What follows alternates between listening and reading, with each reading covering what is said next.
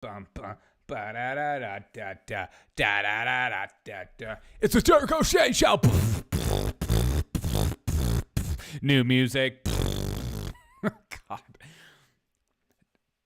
13, 12, 10, 10, 9, 8. I don't know how to count. 7, 6, 5, 5, 5, 4, 3, 2, 2, 2, 2, 1. Let's go. What's up, everyone? Welcome to the Jericho Shea Show. I hope you guys are having a fantastic Monday this Monday. And I hope you're enjoying your day. Lots of clips. My camera is doing something special today for me. It's deciding to, be a little slow. But we're going to get into the show, and we're going to have a fun time. So I hope you enjoy it. Bye. Welcome to the revolution.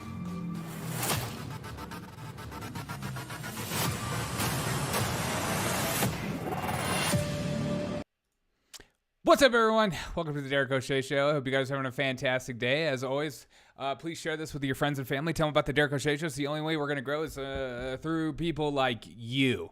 It's on all of us, okay? If I don't grow, it's on all of us. We're one together. We're together as one.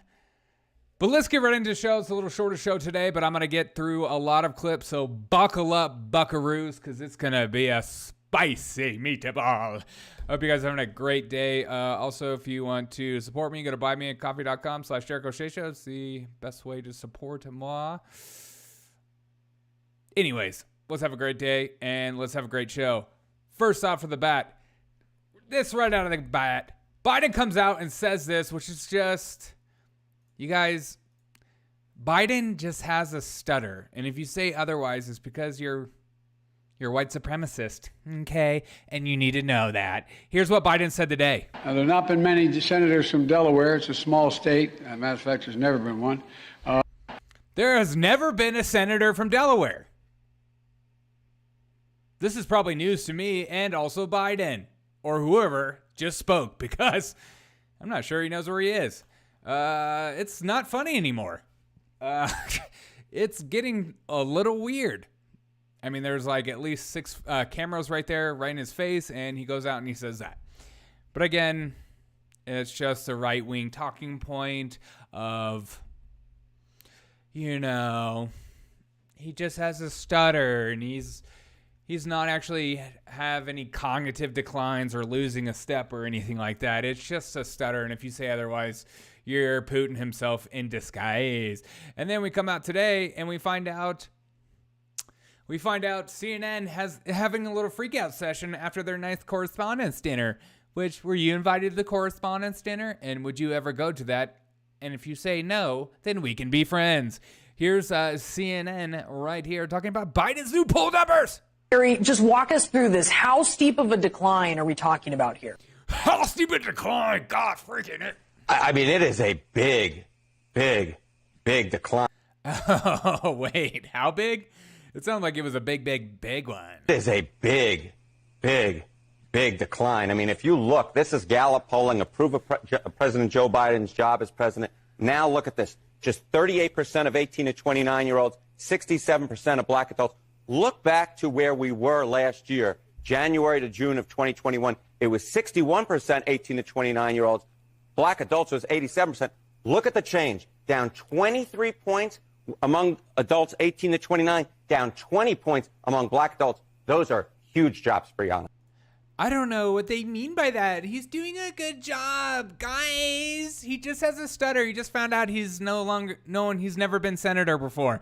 So Biden's poll numbers continue to drop as they have their correspondence dinner, in which Biden, instead of making fun of himself, would have been an easy W for all of us to hear. He decided to go after Republicans, because that's what you do. They're easy targets to them, so they continue to do that anyways. But Biden's poll numbers are absolutely trash. Are you surprised? I hope you would say no, because you'd be insane to say otherwise. You would literally have to not know what's going on in the world and have your head in a freaking hole to think otherwise. I literally cannot even comprehend or take anyone seriously who tells me Biden's doing a great job. I can't. Even if Biden was somehow on the right, I would be saying the exact same thing. It's been a disaster since day one. Congrats, Biden. You've done everything you thought you would do and more. Next clip. We were just flying through, people. I told you, you need to buckle up and get ready to continue because it's only going to get hotter. As we get into this clip. This clip's been making the rounds. Why? Because Elon Musk, Daddy Elon, actually responded to this clip that was being passed around where Mr. Hassan said, if the neo-Nazi faction of the GOP expands in November, we may look back at this as a pivotal moment when a pelunking and not-so-bright billionaire casually brought one of the most influential messaging machines and handed it to the far right. These people are off the rocker, but at least MSNBC is okay to just completely lean in, not care whatsoever. But here's MSNBC talking about people in the Republican Party, people on the right. Are you part of that side? And if you are, they don't see you as a logical thinking human being. They see you as part of the problem that you need to be squashed. Here's MSNBC talking about maybe you. I mean, it's easy in American discourse to talk simplistically about the far left and the far right as two equally dangerous fringe blocks. Elon Musk has done it plenty of times just in the past week. But here's the difference. Yeah, Elon Musk did do it in this past week. He said that 80% of people on the platform are not going to be happy. Are going to be happy. It's the other people on both sides of the spectrum that aren't going to be happy. The far right and the far left, they won't be happy. Sounds good to me. Continue. Far left wants to give us free healthcare and free childcare. America's far right wants to give us white supremacy and no democracy. And this asymmetric... The far left wants to give us healthcare and childcare. Oh my God. Can you believe that crap? Yeah, they're not fascistic or authoritarian and whatsoever. Put your child down right now. We're getting a shot. Polarization of U.S. politics would be laughable if it weren't so horrifying. We are living through an unspeakably dangerous moment. The pro-QAnon, pro-neo-Nazi faction of the Republican Party is poised to expand dramatically come the midterms. We're just 2 years away from Donald Trump very possibly re-seizing executive power. If that happens, we may look back on this past week as a pivotal moment. A pivotal moment. Can you hear the fear porn in his voice? He is getting excited just talking about it. Oh my God, Donald Trump's coming back. God, I have a reason to live again. When a petulant and not so bright Did you say petulant? billionaire casually bought one of the world's most pivotal casually influential messaging machines and just handed it to the far right. God, these people are so disingenuous. They know exactly they're making absolutely no sense, and they don't care. They literally don't care if you don't think they're as crazy as they are. I'm joined now by Molly Jong-Fast, a contributing writer at The Atlantic and the... Oh, so he basically just called anyone on the Republicans Nazis and then said that Elon Musk just gave it to him. But Elon Musk did respond. He said, NBC is basically saying Republicans are Nazis. Same organization that covered up Hunter Biden's laptop story, had Harvey Weinstein's story early and killed it, and built Matt Lauer his rape office. Lovely people. LOL. Slam. Poetry. Good for Elon as he pushed back. But let's continue to listen to this clip because it's important to hear even the craziest of ideas. As I always say, don't ever just take the little fraction. Dive right in. She came on this show a few days ago, and she said to me, he's complex, don't mock him, he's actually a smart guy, we shouldn't just dismiss him as a simpleton. But every day I get more evidence that he's a simpleton, or our right-wingers... He's talking about Elon Musk as being a simpleton. Yes. Have you ever heard that guy talk? Have you ever heard that guy on any podcast ever in the history of man? The idea that he's like just a simple-minded fellow. He's one of the most calculated, AI-feeling, robot-sounding individuals. I mean, he sounds like a genuine guy and genuinely nice and awesome, but anytime you ask him a question, he thinks about that question for like 3 hours before he computes it. Like, it's incredible. But yeah, he's a simpleton. He's just basically like, he's basically a dropout that made nothing of his life, and he's basically works a 9-to-5 job that requires no thinking whatsoever. These people are so off their rocker, but again, it's important to hear because this is what the far left thinks of people like Elon. And it's exciting to see Elon waking up to it and seeing it full-fledged. I mean, I knew the minute he bought Twitter, the minute he got into the arena to fight, which most Republicans refuse to do so, I knew the minute he got into the fight, there was going to be all kinds of insane allegations pushed onto him. And you're seeing it in full form as there. But if he keeps pushing back, they will eventually stop because they realize they can't win this argument because he is not, as they say, a simpleton. Just taking advantage of him. So I do think he is being courted very hard by this far-right fringe, and you see it. You see He's being courted. Yes, it's like basically a dating app. He got on the dating app of the far right and was like, swipe right. Ooh, a neo-Nazi. I like that. Joe Rogan and those types are working very Joe Rogan.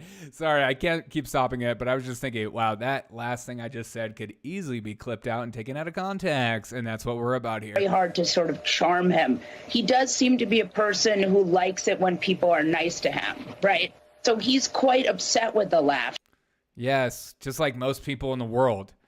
I enjoy when people are nice to me too. Like when people leave me a nice comment on my YouTube videos or a nice comment on Instagram or TikTok, whatever, or Twitter, whatever. It's nice to have nice comments. You don't have to all be insane and off your rocker, but you know, I guess that's a talking point now to have for people to be nice to you and you enjoy that part. What the frick is going on? Because he has all these labor problems. He has, a lot of workers complaining about racism and sexism, terrible. Again, just talking points. But yeah, I guess you can continue just to go and say the most insane things as long as it's a talking point. Amen. Sexual harassment complaints and racism complaints in the factories. So, and I think there's a real move to try to unionize. That's all stuff he doesn't like.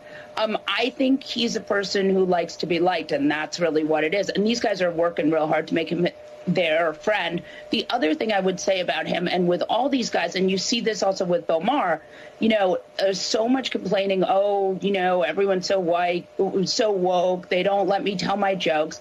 But, old, rich, white men have since the beginning of time, complained about young people. Like, this is not new. You're old, you're rich, white, you get everything. Of course. These people have no talking point. Like, they have no substantial arguments for anything in life. They just, I swear, they're like me. They just like fly off their cuff. They just like make up stuff as they go. It's just so ridiculous. These are professional. These are our experts of the day. Of course you're threatened by young people. Of course you're mad. Of course you don't like their beliefs. I mean, think about the 1960s. Like, this is not some new phenomenon. Old, rich, white men are always by young people. So as much as I understand it, I think the fault in some ways is on the mainstream media for reporting this incredulously and not saying, like, this is a rich guy who doesn't want his factory unionized. Yeah, I can't believe that we're still having this discussion about both sides, 16 months after we watched. It came on. It's really rich hearing NBC talking about the mainstream media, and also I'm seeing a bunch of white guys on TV with them. But, it is how it goes. Has anyone been called a racist yet? Says Eric Jackson. I might have that on my bingo. Exactly. This is what happens when you can't have an argument to take down someone or, speaking truth of power. They immediately go on you're racist, fill in the blank thing. You're a white supremacist. You're just you're an old white man. So you should shut your mouth and take your medicine and don't actually have an opinion. Because if you have an opinion, it's just showing us how entitled you are as a human being. I'm sick of you. I'm sick of these people coming around thinking they could just buy up Twitter. Yes, Jeff Bezos has Washington Post. Not a big deal. He's a good guy. He's one of the good ones. Again, so silly. But I'm glad Elon is pushing back and not afraid to get in the fight, because it's going to be a fight. Because they're going to, once they start just saying things like a 12-year-old at a playground, calling him racist, calling him whatever you fill in the blank, That's when you know they're losing the argument. The minute you start making up stuff or name calling, and that's the minute you know you're losing. And I think they know that, and that's why they're freaking out, and that's why they continue to double down. Let me know your thoughts. As we continue down this might be one of the weirdest stories I read today. I need to fix you can't even see it. You know what? It's like, I'm doing my best here, okay? Missing Alabama prison, I'll read it off. Missing Alabama prison official had sold home, was expected to retire before murdered suspect escaped. Casey Cole, 38 years old, and Vicky White of 56. Ooh. Got herself a young man. A female security guard made out with an old man. Casey Cole, 38, aka 38 years old, a young man, I should have said. They were last seen Friday morning on surveillance video before ditching a marked vehicle on the parking lot in Florence. Marked sheriff vehicle, apparently. About 70 miles west of Huntsville, according to authorities. Ooh, so she say this 10 times fast. She sold her home and escaped with this little hottie. He seems like a nice guy. Blink twice, girl, if you need help. Okay, she's okay. Oh my God. Females, would you take one look at this felon and go, I'm going to risk it all for you, baby? Good Lord, he is. Those of you listening to my podcast on audio, which we have plenty of you, he's not a looker. I'll just say that. And breaking news coming out of the gate, California's population declines for the second year in a row. Congrats, Gavin Newsom. Oh, he's pointing at me. Get the frick off me.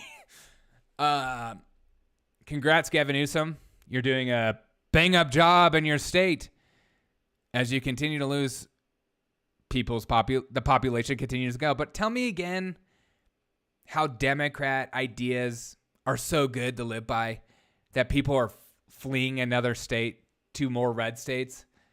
This is why I always had this argument. Like, I get it. We can have this argument all you want, but why does it seem that more people are leaving this state? Even if you have the best weather in the entire world and you have freaking awesome beaches, what used to be awesome beaches, great food, good culture, sports, whatever. You have skiing in the mountains. You can go in the ocean, and yet you can't get it together enough for people to live there. Please tell me. I would love to hear that. Write in the comments below why people should live in California ever. Thank you. Also, we continue down the pipe. Breaking news. Probably more bodies. Skeletons wash up in the barrel of Nevada Lakeshore. So one good thing about climate change, if you will, is that we're going to find more dead bodies in lakes. I love that. More bodies, more lakes, more power. As we continue to go down the pipe, I told you, we're buckling up. All right, we got more information coming down the pipe about our Ministry of Truth, Miss Nina Jinkiewicz, which took me longer than 30 seconds to look up her old tweets showing, just how incredibly biased. I apologize for that. Incredibly biased she is. Here's her talking about Trump. To everyone in my TikTok comments who have been saying this would have been happening under Trump, you're correct. But it would have been much worse. Trump cozies up to Putin because Putin, all he ever needed was a stern talking to. That's right. She's totally apolitical. As we continue down the pipe, back on the laptop from hell. Apparently, Biden notes, and this is her. I just want to show those who are like, I don't see her name. Apparently, Biden notes 50 former NASAC officials and 5 former CIA heads, which whenever I want to hear a reputable source about what's going on in the world now, I go to people who are retired. Heads that believe that laptop of Russian is a Russian influence op. Trump says Russia, Russia, Russia, because Trump was making fun of it. And she's saying, it's not Russian disinformation. Wait, no, it is. It's totally Russian disinformation. No way this could be true. So she went down the hoax of it saying it's Russian disinformation as opposed to it being genuine and honest information about, our president's son and his potential dealings with the son. Let's just squash that news story. We'll just squash it. Just like Jeffrey Epstein. We'll just get rid of it. And then here's another one. Jankowicz talks a lot about disinformation laundering. Well, this is one of the best examples I could find. Chuck Ross says she touted a statement from the Clinton campaign about a since debunked news story about Carter Page that was planted by Clinton operatives, Fusion DPS Steele dossier. Here she goes. Trump's Kremlin ties don't end at Manafort. This is serious, people. So she talked about Russiagate. She talked about Hunter Biden's laptop. And we have this to continue. And here's our DHS. Secretary Mayorkas saying, you know what? It's not that what we're... So our DHS Secretary Mayorkas came out and said, you know what? It's not that you guys are understanding how insane this idea of having a disinformation board, SAR, that we're putting in place. And we're not monitoring you guys. We're not making sure you're not spending... We're holding... Russia accountable and China and Iran, those kind of places. And if you're to think of it otherwise, it's because you just don't get it. Here's DHS Mayorkas talking. Those criticisms are precisely the opposite of what this small working group within the Department of Homeland Security will do. And I think we probably could have done a better job of communicating what it does and does not do. Will American citizens be monitored? No. The board does not have any operation. Yeah. America's citizens have never been monitored. I know we just did a story the other day about the FBI doing searching people's history more than ever before. But this is different. This is Mayorkas. Operational authority or capability. So we should note DHS initially said the board would focus on countering disinformation coming from Russia ahead of the midterms and from human smugglers targeting migrants on the U.S.-Mexico border. What do you think of all this? Well, I think he's right. They could have done a better job explaining it. And I think all of the theater around the leader of it is, I think, to your point, Mayor, it's better to focus on what this board is actually supposed to do. And in that very same interview, and I watched it, when he went on to explain what it would do, the best he could really come up with was best practices, which is a bit of a vacuous term. And he mentioned that the department, both under this administration and the previous administration, has been engaged in this work anyway, which raises the question why the board in the first place. And so I'm not suggesting the board doesn't have an important role to play. Oh, so they were monitoring it before this? So this is just all for theatrics. But I do think when you roll it out that way, and when you sort of sidestep the question or answer it very quickly, whether you'll be monitoring U.S. citizens, when that's obviously people's biggest concern, that's also a problem, especially when the department issued a national terrorism advisory bulletin just a couple of months ago saying it's not just foreign misinformation, it's domestic that we're concerned about. And so that's an obvious question to answer, which I think you probably should have spent some time on. So when you're digging yourself out of a hole, it's always harder. You mean the people in this administration that constantly push the blame and talk about white supremacy is one of the biggest problems in America facing today? We're supposed to trust these people. We're supposed to stop and think and go, you know what? They're not just going to be monitoring me. They're going to be looking at Russia and seeing all these Russian stuff and Iran and stuff, as opposed to just lying straight in my face. They would never do that.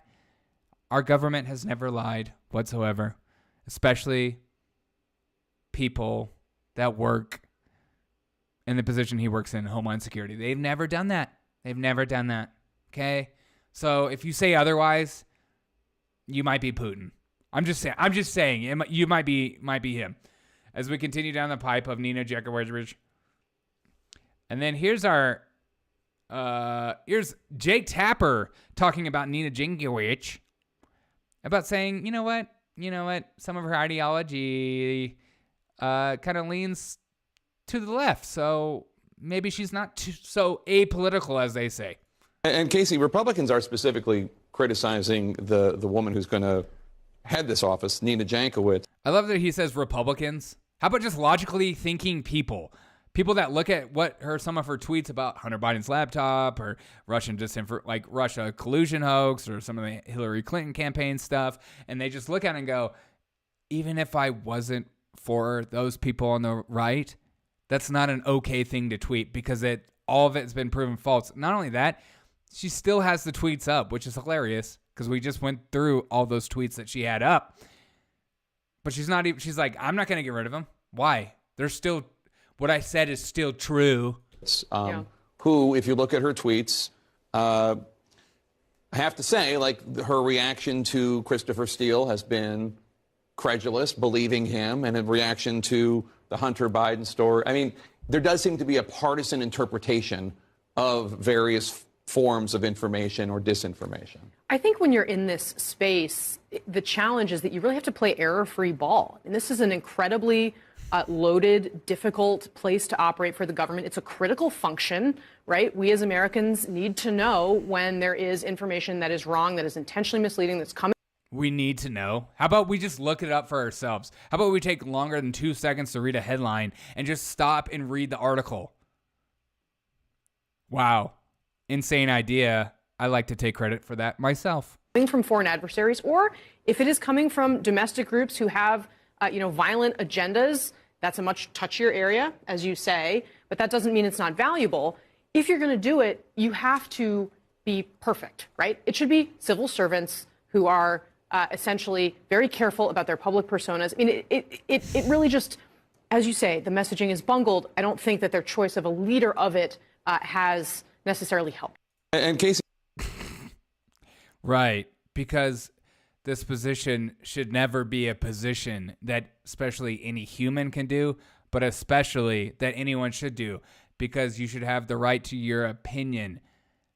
That's the whole point of freedom of speech. It's not that you can be a total douchebag to people online. It's that you can have your opinion. It's not that you can say horrible things like, I'm going to murder somebody, blank, ... Those things are crimes. That's not freedom of speech. So when people look up her old tweets or look up old statements and call her out on herself spreading misinformation, she shouldn't even be considered, for one, but also this position should never even be a position to be had. As we continue down, and we're going to get to a clip of Jen Psaki talking about how she's apolitical. I don't even know how you could even say that with the information that's out now. Next clip. Okay. All right, and here's Jen Psaki being asked that same exact thing about what Nina Jankowicz. There's this woman, Nina Jankowicz, who is going to be in charge of the board. She has said that she thinks the Hunter Biden laptop is Russian disinformation. So should we look forward in the future to her censoring internet traffic about the Hunter Biden laptop? I think I noted exactly what the objective of the board is, including continuing the work of the prior administration. And the woman you noted has extensive experience and has done extensive work addressing disinformation. She has testified before Congress, testified in Europe. She has worked closely with the Ukrainians and has unique expertise, especially at this moment. And she herself has spread misinformation. But yeah, she's a total expert on how to spread misinformation because she herself did it.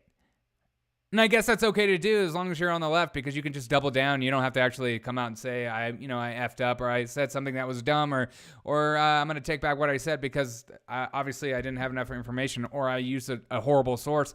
She instead just doubles down, because this is where we're at in life. We're not going to have a serious conversation. We're not going to engage in serious arguments with one another. We're just going to be outlandish, over the top, and have fear porn no matter what podcast you listen to or what news site you watch. Everything's over the top. Everything's so serious. Everything is like insane and scariest day of your life. You're going to die tomorrow. But, she's doing a great job. She is well-versed and has a lot of knowledge on what disinformation looks like. But will she be called out for her spreading her own? No, of course not, because that's where we're at in life. Next clip, as Jen Psaki gets asked another question about Nina Jankowicz, and the Disinformation Governance Board. Just in terms of what the president wants out of this, does he want the people on this board to start censoring information that is not helpful to him? Well, let me be clear. Ooh, like the Hunter Biden laptop story that she herself pushed? Yeah. That wouldn't be very helpful, would it? Especially before an election. LOL. Clear on exactly what this board does. We're going to tell you exactly what the board does, and I hope you trust and believe me, because it's not like it's totally an insane dystopian view, but it's the facts. And if you just say otherwise, you're spreading misinformation yourself, and we're going to take you down. We're going to find you. For what the work they are doing does. And in their announcement, which is publicly available on the Department of Homeland Security website for anyone to read, it says, quote, "The primary mission is to establish best practices to ensure that efforts to understand and respond to disinformation are done in ways that protect privacy, civil rights, and civil liberties, and the right to free speech." Sure. How does that work exactly? Please tell me. How do you have a right to free speech while we're cracking down on what you're saying, especially your opinions? Get those people off the platform. They're not allowed on the right-wing Twitter platform anymore. Those people are sick. Next clip. All right. Here's another clip of Jen Psaki talking about the the Disinformation Board and the purpose of it. The mandate is not to adjudicate what is true or false online or otherwise. It will operate in a nonpartisan and apolitical manner. Right, nonpartisan, apolitical manner, like Nina Jingowitz, who, again, I'm going to keep saying this over and over again, push the Hunter Biden laptop story, the Steele.ca story, Russia collusion hoax, and we can continue down the list. But, she's totally apolitical, nonpartisan. Continue.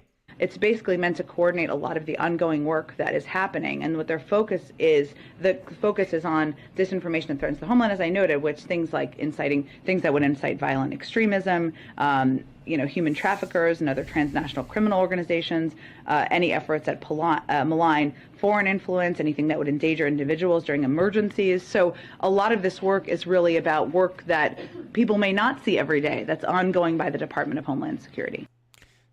Do you feel safer? Because if you don't, then you're on the wrong side of history. Dun dun. Let's go. I love that username. Do you find it interesting how these food processing plants all of a sudden are burning down, control the food? Honestly, I don't know if you're a dude or a chick. I don't want to, assume gender here.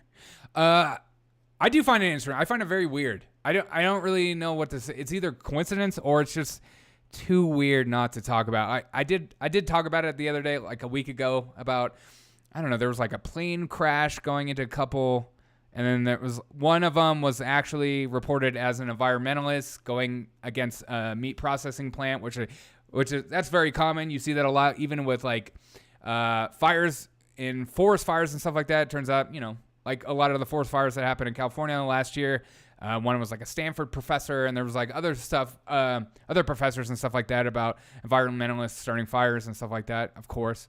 I do find it very weird.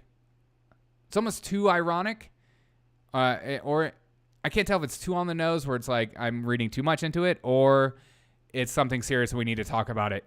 But I can't tell. I don't really know what to think. It's definitely weird. And especially when you hear a lot of stories about food supply issues and hunger that's going to start happening especially due to the war in Ukraine. 2023 Hunger Games. What up, beep beep? Been a minute since I've seen you in chat. What weapon are you getting for the Hunger Game? Are you getting a bow? Are you going to be the Katniss Everdeen?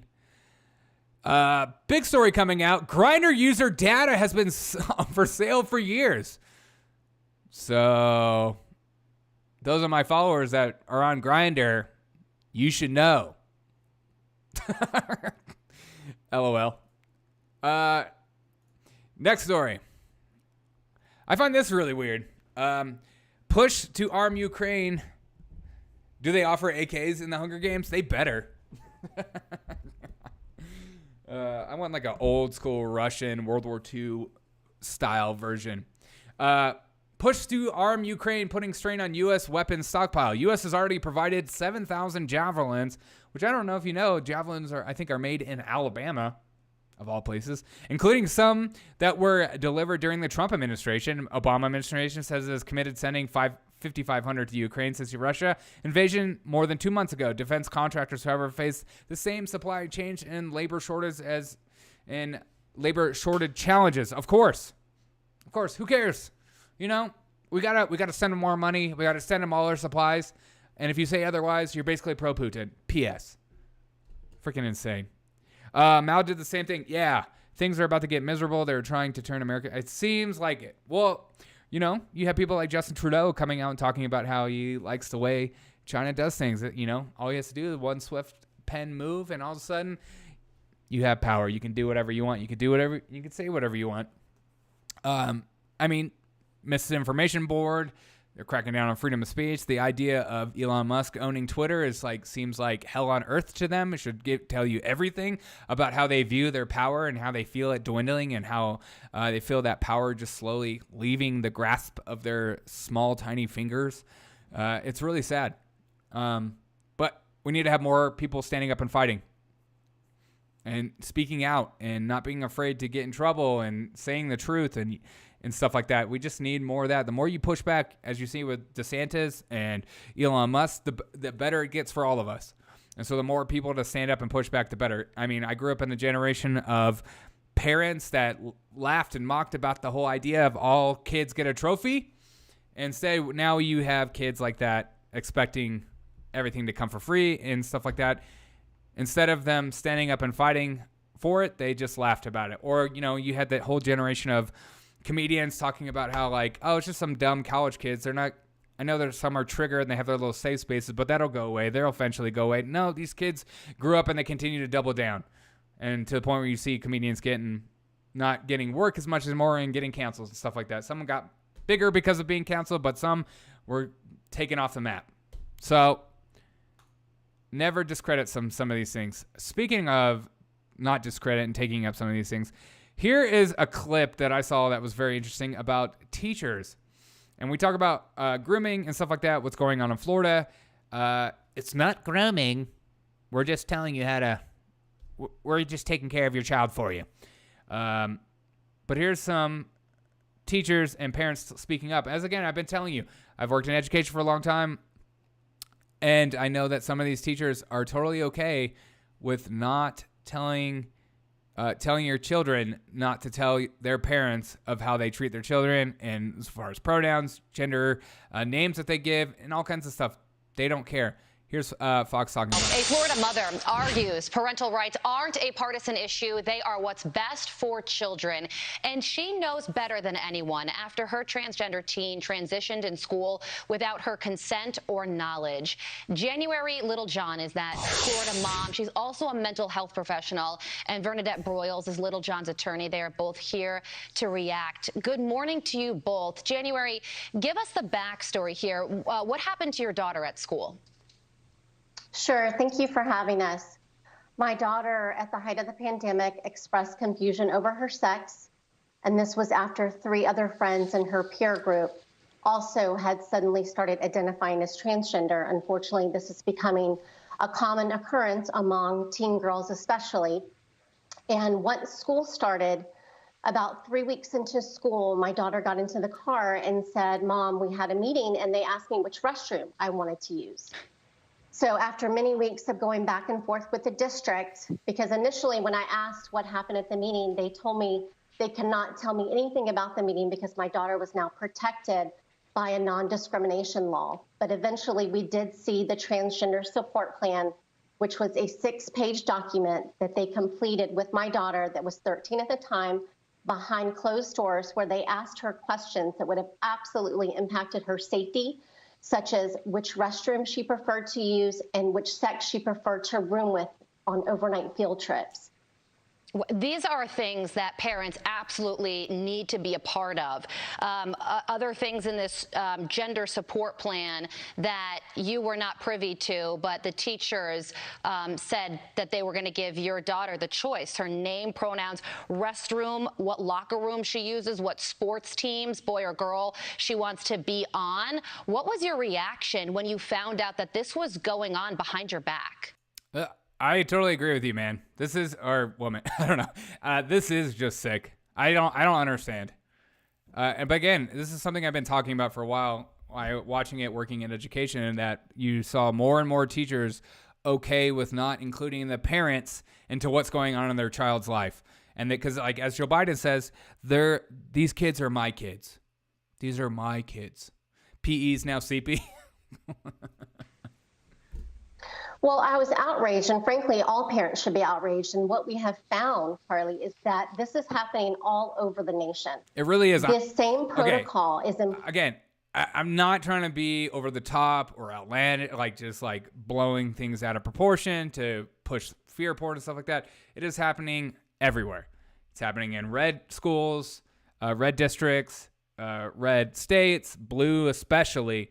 But this has been happening for a long time, and it's continuing to get even. They're getting more secretive about it, where they'll have like code words and stuff like that. So, are you putting your kids in education in public school? I'm not. Dear God, I'm not. Whenever I have kids, I am not putting them in public education. I worked in public. I don't want that. I don't even want private. I don't know what I'm going to do. I might be pods or something. It's insane and sick. And as somebody that worked with kids, the number one priority is for anyone that works with kids is including the parents into a child's life, and into including the parents into what's going on with the child, because they're the child's kid. I mean, they're the parents. That's their kid, so they can do it, like do whatever they want, teach their kids however they want. But we have this whole generation of people that think like, again, it's their religion. It's their religion, so they see it as spreading the gospel. They don't want to tell you about what's going on because they're spreading the good word. They're spreading the truth, and they'll do whatever it takes in order to protect that child because they want, and they see it as protection. Whereas somebody like me or you would see it as, this is grooming, this is insane, this is indoctrination. You could fill in the blank. So it's just, it's their religion. So if they can spread the gospel, they can invite their kid into their home, they can invite their kid in their safe space and tell them about all the secrets, they're going to do it. When you realize that God, they worship breast and penis, say you understand. Yeah, exactly. Place in many, many schools across districts everywhere. And even the guides being used to dictate these transgender support plans that cut parents out, yes, even have the same language. So this is a very systematic way that parents are being excluded from important decisions occurring with their children. And further, social transition is a medical intervention that schools are grossly unqualified to be taking these steps without parental involvement. Exactly. Again, I've been saying this over and over again about how these teachers will tell you that you need to talk to an expert, or, you know, when they asked the Ketanji Brown, Jackson, the SCOTUS appointee about like, she's not I can't define a woman because I'm not a biologist. I'm not an expert, so I can't say this. But at the same time, these teachers pretend like they're psychologists. They're doctors. They know about brain development. They know about life stage development and all that stuff. They don't know that stuff. They barely know the subject they teach. And yet they're like the authorities on childhood development and psychology. Absolutely not. Well, you are suing the school for violating your parental rights. And Bernadette, this is where you come in. Tell us about this lawsuit and what you both hope to achieve here. Well, we filed the lawsuit at the end of last year, and predictably, the school district filed a motion to dismiss, and we filed our opposition and are waiting on a ruling by the judge. But what's most important is that parents around the country are beginning to discover almost exactly the same kind of guidance in their own school districts. We've filed a lawsuit in Massachusetts. There are lawsuits in Wisconsin, Maryland, Oregon, California. This is a national agenda, and parents need to recognize they have the right to direct the upbringing, education, care, medical decisions, mental health decisions of their child, and they need to assert that rights with their school. This is an incredibly eye-opening thing, what happened to you in January. I wish we had more time to discuss it, but thank you so much for shedding some light on what happened to you and your family. We appreciate it. Exactly. Pay attention. If you got kids, pay attention. Ask them about what they learned in school. Ask them about what their teachers talk to them in school. You know, it's becoming more and more accepted by people in education and even kids themselves to hide information like this from their dangerous right-wing conservative parents or whatever Nazi, neo-Nazi parents, whatever they're being told. So this is happening. This is absolutely happening, and you should be aware of it. It's disgusting. It's stupid, and they're just... Part of me is almost like glad because then it's discrediting public education, which should have been discredited for so long, about how the indoctrination is real and how they push their kids to vote how they vote, and they say crazy things. I mean, I've been in crazy classroom discussions with teachers that have just said insane things, especially when Trump was in office. They would absolutely lose their rocker against him all the time, and it always made no sense, and it was always so dumb. And I would always be like, these people are in 6th grade. What are you doing talking to them about that? You're insane. Or at least provide them with 2 different sides and allow them to come up with a conclusion themselves, like, brain development and childhood development and learning to think for themselves, the important things of growing into a well-mannered, even-keeled adult. I don't know. This is where we're at. All right, next clip. Told you. We're bouncing. We're going through these things. And then we get to this.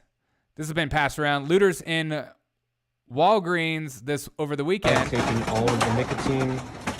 You can stay right here.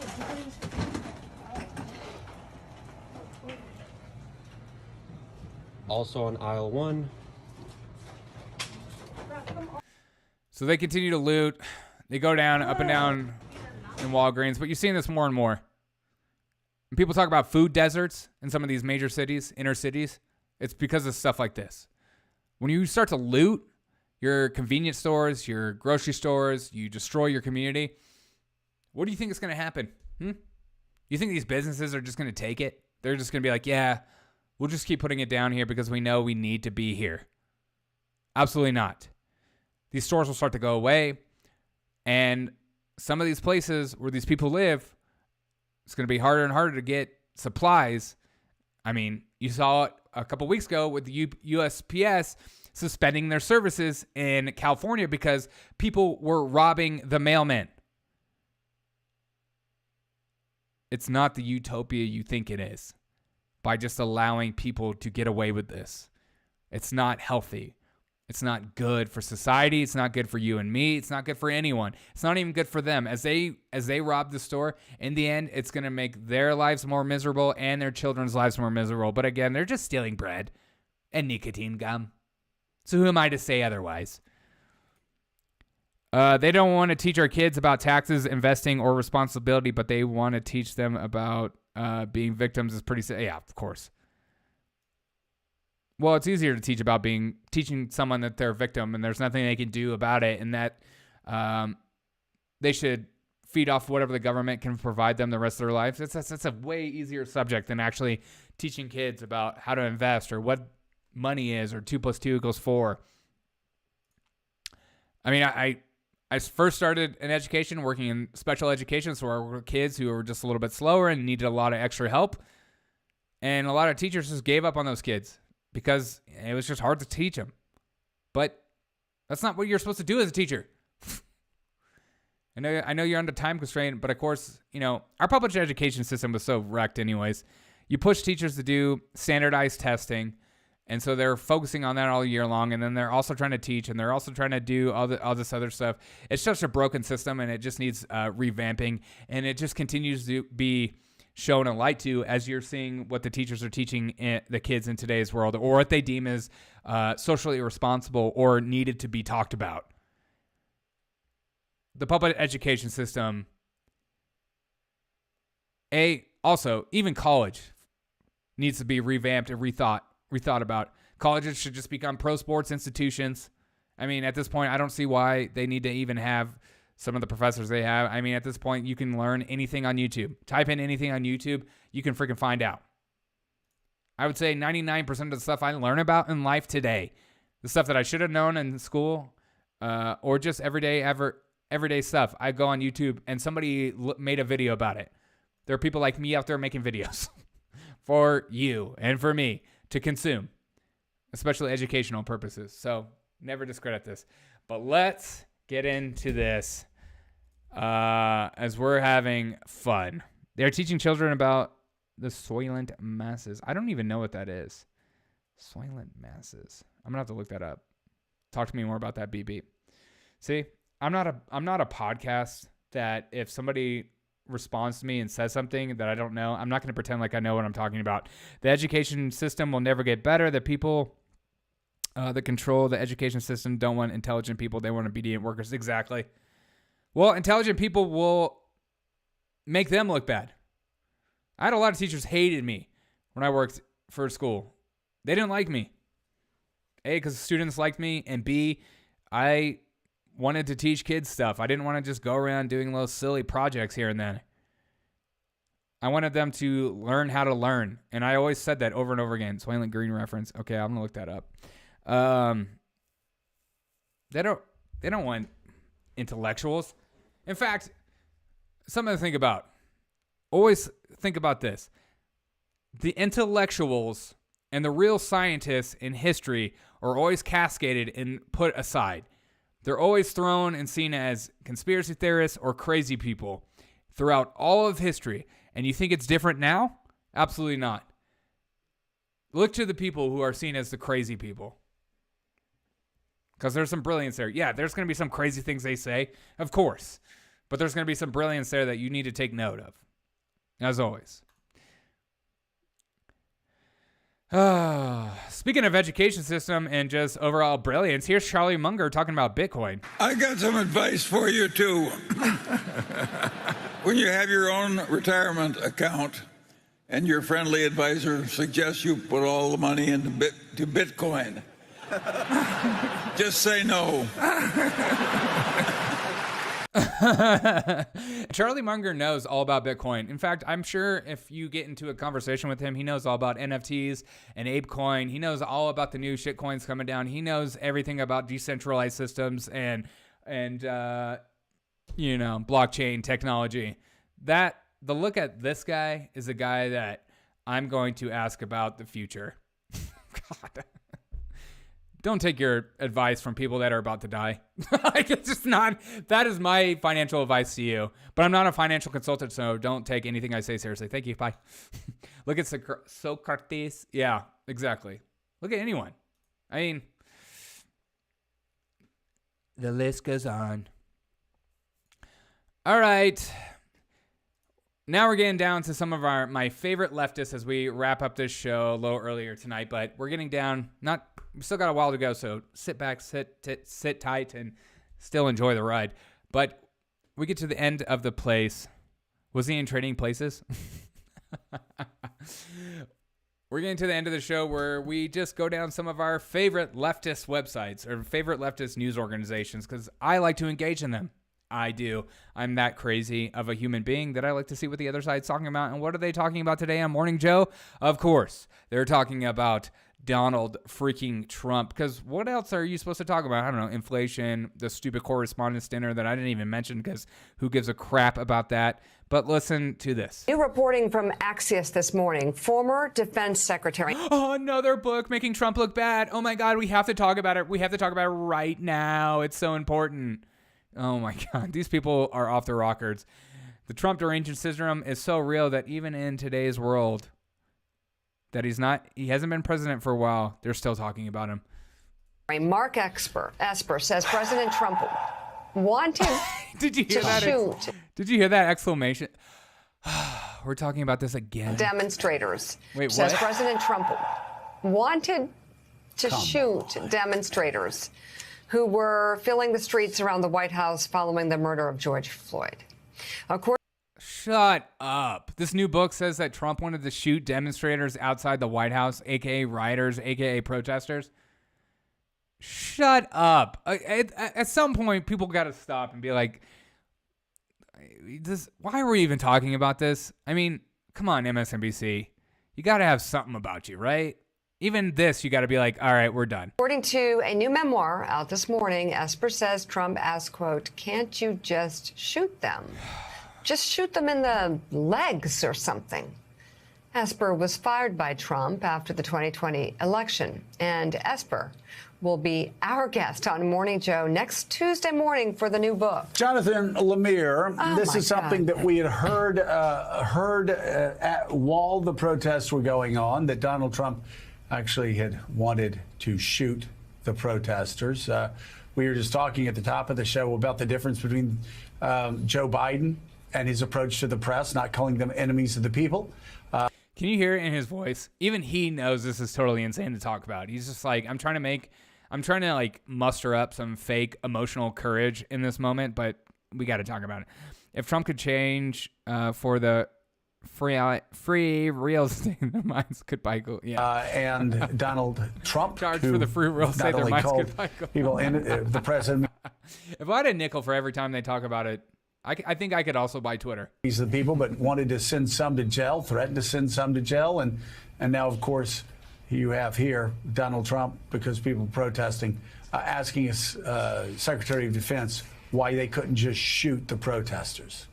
Yeah, we've had reports before that Trump asked this, but it certainly carries more weight coming from the former Secretary of Defense. I think it's important just to briefly reconstruct those days in late May, early June in 2020, where after George Floyd's death, there were protests across the country, including some big ones outside the White House in Los Angeles. I love that they are still calling it protests when anybody with an eyeball can see that, yeah, there were protests, but there were also terrible nights of riots that ruined people's businesses and lives, and people were actually killed. But yeah, let's just say, they were just little protests. Lafayette Park there, and... Oh yeah, in Lafayette Park, where they burned the church and stuff like that, and, spray painted and everything, and try to wreck... they were just good people on both sides. One night, and only one, did things get a little bit out of hand, and there was a fire at a church nearby, and that... One night they got out of hand. Oh my God. That's when Trump and his family were put into the safe room, the emergency bunker in the White House. And part of what set Trump into a rage in the days following was that word got out that he had done that. And that's when he asked for more aggressive tactics against these protesters. And that's when he decided to take that ill-fated photo op, that walk from the White House through the park to the damaged church. And before he set foot outside the White House, that's when federal law enforcement, members of the military, cleared the park of then completely peaceful protesters using rough tactics, including tear gas to do so, allowing Trump to walk over to the church and awkwardly hold up a Bible like he had never seen one before. Gosh, this is what fair and balanced journalism sounds like. These people are so ridiculous. He held it up awkwardly like he'd never even seen a Bible before. Maybe you could say he never read it, but seen one? Really? I've never even seen one of these before. What is this? Amid armed protesters were firebombs. Yeah, exactly. Again, these people are like so obviously insane. It's just dumb at this point. And Esper and Milley were both part of the group, the entourage, was along with Attorney General Barr, who walked over there. But we now know, thanks to reporting, thanks to some of the books that have come out, that both Milley and Esper immediately had second. Can you hear her? She is just like, it's like I can't even hear this name. I'm reliving my trauma, pretending I'm so over the top angry about Trump being in office. I'm reliving my fakeness on national TV. And thoughts, realized they wanted nothing to be there. It's like too much. Okay, let's do it again. That both Milley and Esper immediately had second thoughts, realized they wanted nothing to be there, and quickly. It's borderline inappropriate, is what I'm gonna say. This podcast is turning into PG-13, and I don't like it. I don't like it one bit. Walked away from the scene. Esper fired a short time later. I'm sure we'll have more revelations in his book when it arrives. Yep, we look forward to having him on the show. It's just so depressing to recount all this. Books about Biden will be written in crayon. These people are just so crazy. I mean, really, what a dumb book title. But here we go. Because, MSNBC can't just talk about it. We also have to have my favorite show, The what kind of silly nonsense are we going to hear today as we finish? Again, why do I watch the show? It's funnier than SNL. The View is funnier than SNL to me. I laugh harder at SNL and MSNBC than I do at CNN ever. I'm not laughing with them. I'm laughing at them. And I'm going to be honest about that. I'm not sorry. She even has an NPC of audio that exposes the infighting and uncertainty in the Republican Party after the 2020 presidential election. This is their plea right now they're like riling up their base because they just Biden's poll numbers just came out and it was even worse than before. And now they're trying to like rile up their base for the midterms coming up. So they're doing everything they can to like have the left to remember how horrible of a time it was under Donald Trump. They're like trying to fabricate all this nonsense and all these like conspiracy theories. Again, it's okay for the left to dive into conspiracy theories, but the minute the right does it, it's all of a sudden a problem. You need to be deplatformed and taken off every platform known to mankind. And if you want to have your own show, you need to build your own servers. That's my problem. I'm okay with conspiracy theories and all that stuff, but it should be allowed on both sides, period. And capital insurrection is just one part of the book, Shaking the Pillars of D.C.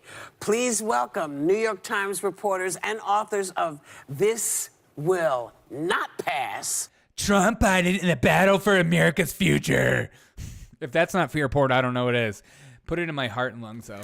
Is that like smoke?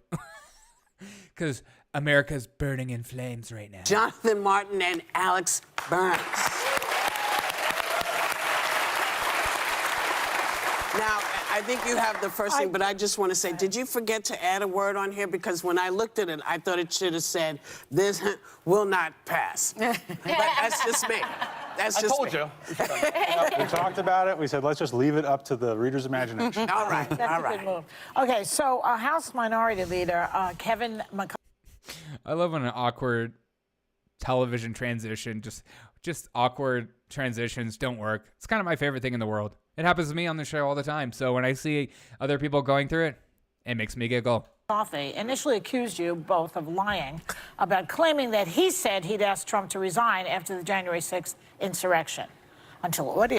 I just want to remind you that MSNBC is talking about January 6th and talking about Trump, and so is The View. They just they won't let it go. They just won't. Again, and I know some of you might be like, Derek, I'm so bored of hearing about it. But I need you to know this. I look at the left's websites all the time. I looked at MSNBC. I look at tons of left sources. They're still talking about all this stuff like it happened yesterday. And this is why it's a problem when you talk about having things like a ministry of truth.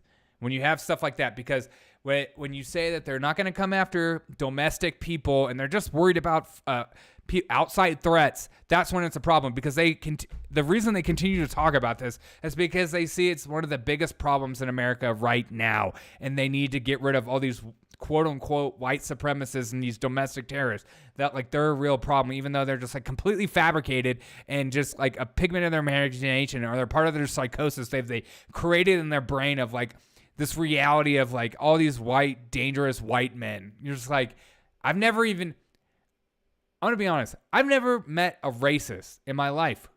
Because I know racism when you walk up to a racist and you're like, are you racist? And they're like, yes. And like, okay, you are a real one.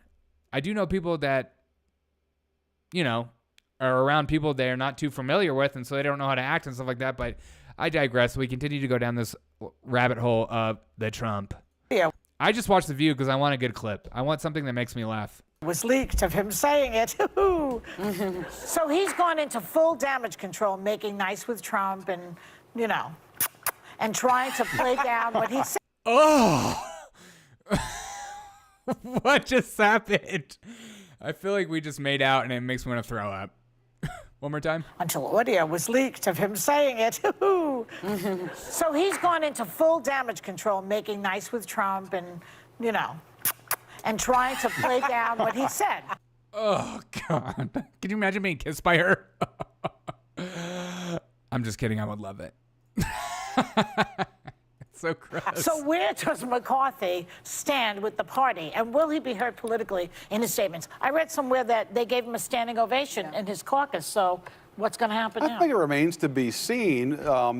If they get the majority, the vote for Speaker is not going to be until later in the year, start of next year. So it's still unclear because it's not also clear where Trump's going to wind up. Look, everybody knows who follows politics that Donald Trump is not the most reliable ally in the world. You think? If you've heard that, yeah, a time or two. So Trump right now, I think, is letting McCarthy hang in there. He enjoys seeing McCarthy bow and scrape to him. But there's nothing ensured that Trump's going to be standing there.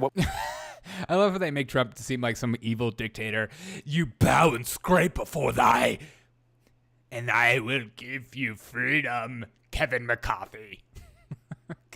When McCarthy needs his support. And that's key because there's enough people on the far right of the House GOP caucus who are going to go with what Trump says. And so that's why McCarthy is trying to make nice with Trump. He needs those votes in the House GOP. Well, my questions are a little... We don't even know what to talk about because we don't really care, but we're pretending to care, and this is The View, so we got to keep going. But along the same lines, because I'm trying to make the numbers happen here and see what's going to happen with McCarthy, right? As Joey mentioned, he got a standing ovation, but he's got a lot of explaining to do, and we've learned that this MAGA wing goes into crazy vendettas, has a very long memory, and they've got some... Yeah, unlike Biden. Oh, my God. See, these jokes write themselves. Okay. They've got some sway. So, when you've got Gates, Marjorie Taylor Greene, Boebert, Gozar, all of these people. So when you do the math and when you look at your crystal ball. You dream that they make Trump the Speaker of the House? I do too.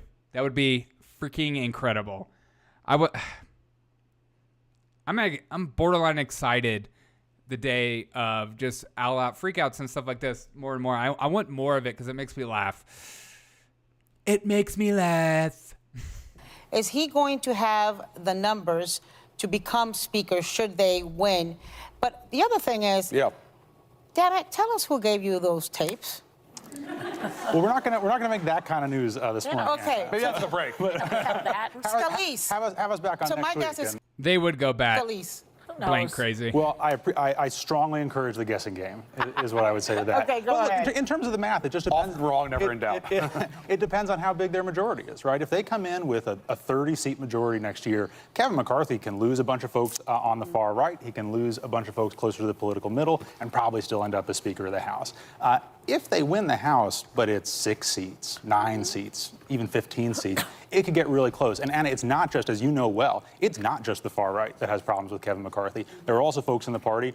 Those of you that just joined late, you can just rewind it to the beginning. I got more into the news of the day, and this is just the end of the, as I call it, the cherry on the cake moment as I dive into The View and MSNBC for a good laugh, because I like to end on a laugh, because that's what's important to me in life. And then I'll give the final notes and final conclusion of the day.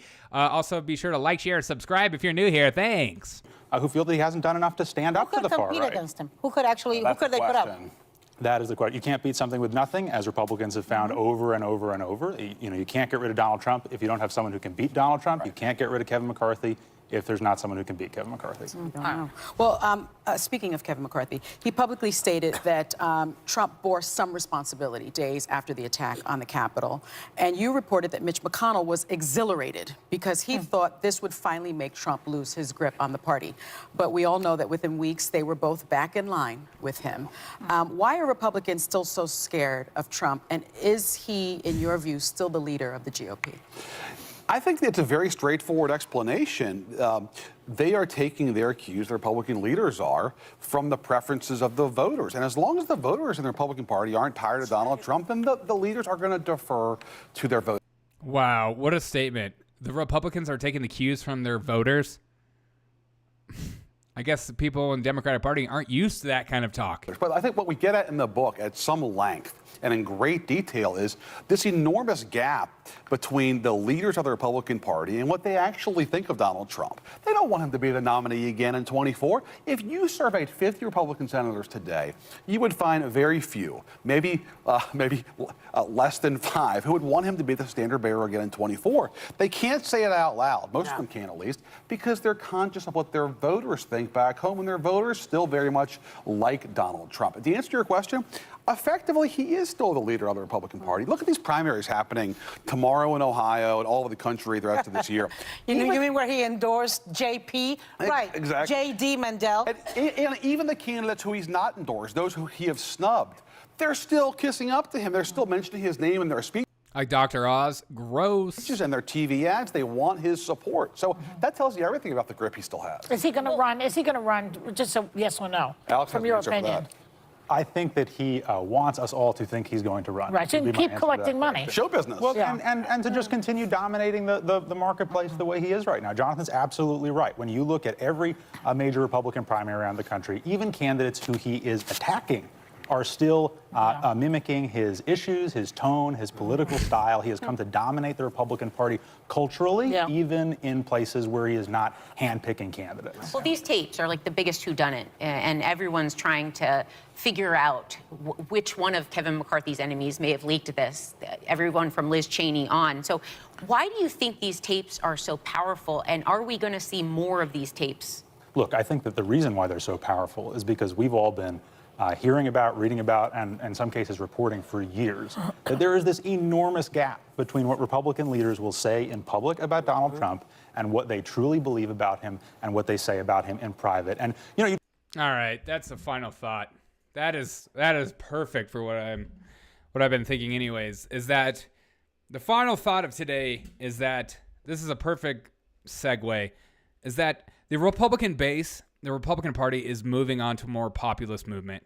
And a lot of the senators in power today are not on board with that. That's why they don't speak up. That's why he's right. A lot of them don't like Trump. A lot of them don't want to come out and speak out against Trump because they know that the people that are voting for them like Trump. And because the GOP, if you talk to most of the voters today, they're a more populist movement of putting America first. Like that idea of maybe we shouldn't be sending $300 billion to another country when we have so many problems in our own country, in our own backyard, our own veterans, our own, you fill in the blank, our own cities are being ruined. We have so many problems here, and yet we're willing to go elsewhere or, and during the pandemic and stuff like that, as you saw the country break down and our supply chain issues due to the fact that we rely on so much foreign aid, so much foreign things being built. And we need to get back to a country of making America great again. That was the whole premise. That was the whole idea that one day we can be a sustainable country where we can be energy independent. Sorry. And we can rely on ourselves to produce and live off of and become so fruitful that maybe we can sell some of our goods and our energy to other countries because we have such a diverse and amazing country where so many and great people, hardworking people and stuff like that. But instead we've outsourced out to other countries for cheaper labor, and that's why they're totally okay with all these illegal immigration happening across the border because they need cheap labor. And you see more and more, I grew up with a lot of Republicans not even caring about that, like cheap labor. It's like, I don't want people crossing into my country, but also I need to hire people and I'm okay to hire illegals. And that's not okay. And you're seeing more of a populist movement of we should be hiring only Americans. We should be buying American made. I want my stuff to be quality. I want it to be organic and I don't want my meat from another country. I want my meat from America. Because a lot of people don't know that when you go to the store and you buy the cheapest meat available, it's not always American meat. And you wonder what the standards are across the world. As long as it's USDA certified, it's okay. So the base, the voters like me and you, and that I would consider myself more a conservative libertarian or libertarian conservative based on the day minded. And I am leaning more towards a populist movement. And that's just how it is. That's how the base is becoming of like, we just can't continue to take care of so many people when we have so many problems and the government is too big and has too much power. And that's a problem. It's not because they're horrible human beings. Well, yes, that is true for some. It's because it's never meant to be as big as it is now. It was never meant to be like that. As we're adding a ministry of truth. We got to add another one. We need another sector. We need another powerful source to control us, to keep us in line, to have us right think, and that's a problem. Where somebody like Trump came in and decided to blast the doors open, drain the swamp, even though he really didn't. But the idea is there. The idea and the premise is there, and that's in a lot of hearts and minds of a lot of voters of like, I do want to drain the swamp. I do want to get rid of a lot of agencies and, you know, things that like Ron Paul was talking about when he was running for office that people thought, you know, Ron Paul's crazy. He's just a crazy old man talking about getting rid of the Fed, and the Fed is a problem. And then we look at inflation. We look at how much money is printed as they say, we're not going to raise your taxes. We're not going to raise your taxes by this new spending bill. We're just going to print it. And in turn, you get your taxes raised by inflation.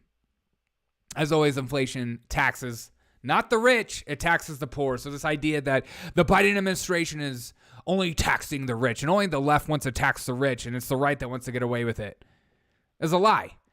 Because inflation, which they're all for, and they're all for making everything free. As we got to get rid, you know, they're talking about getting rid of student debt for many Americans, which is just ridiculous. Because what about the people that didn't go to college because they didn't want to have debt in their life? What about those people? Nah, we don't care about those people. Those people don't deserve it. Or what about the people that paid for college, paid their way through college? Are they going to get paid back because they didn't take out loans? Nah. We're only going to give the most entitled generation a free ride with their whatever studies degree. Lesbian archery degree. Whatever degree you want. We can just name and fill in the blank. Yes, I accrued $100,000 of debt for my gender studies degree. And I'm working customer service at this job now at this new tech firm. But I want you to pay for it, even though I can't figure out how to balance a budget like the government. I'm just like the government. There's no difference. They can't balance a budget, and neither can I. So just let me free. No, you should learn how to pay it. You should pay it off. You should grind out, work, and figure out how to do it. But again, I'm also on their side a little bit where you're like, wow, the government has really screwed a whole generation of people with this inflation, with allowing companies like BlackRock and stuff like that to buy up housing markets. And then if they go under, they just bail them out. So you have an entire generation of voters now who believe a lot of what at least Trump was putting down people's throats or giving them a dream of making America great again, giving people the American dream again of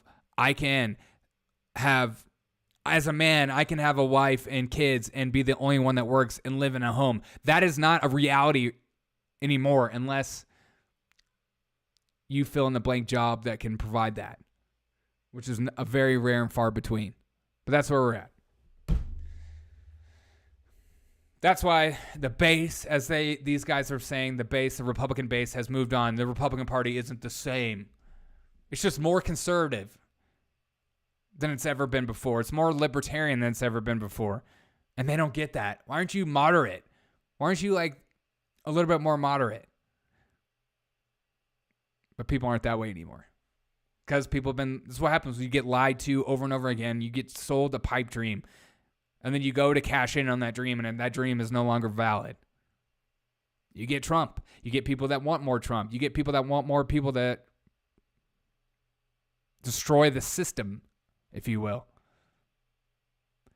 This is me ranting at the end of my podcast. This really grinds my gears. Let me know your thoughts on that. You know what, guys? I hope you guys have a fantastic Monday. And I appreciate every single one if you're joining me. Beep, beep. Let's go, FJB in my chat, and so many others on Facebook and Twitch and Twitter. All you people that join me, and those of you listening to my podcast audio version, I appreciate you guys so much. Thank you guys for joining me. I hope you guys enjoyed today's podcast. I was on one early on in the podcast. Hey, beep, beep, later, man. I appreciate you, man.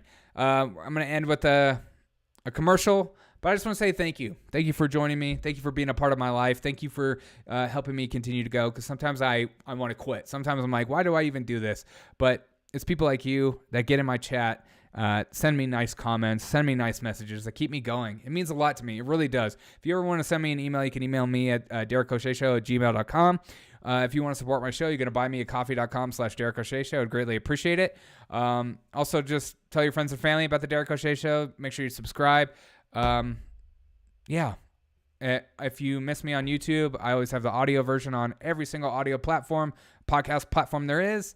And we're going to have some fun. We're going to continue to have fun. I appreciate you guys. I hope you guys are enjoying my videos and all the time and effort I put into this. I love you. Have a great day. And I'll see you live again this Wednesday. I love you. I'll end with this commercial. Hey, man, BB, appreciate you. Bye-bye. My fellow Americhans, it's me, Joe Byron. Make sure to support Derek O'Shea by going to buymeacoffee.com/Derek O'Shea. Easily one of my least favorite YouTubers of all time. And all you have to do is go down here, buy him a coffee, support his show, or even join as a member. $3 a month, that's all it costs. And you could be a big time supporter of his show. He's a good guy, but he's a piece of crap, and I hate him for that. I hope you have a great day, and as always, let's go get ice cream, and I need to get my sniff on.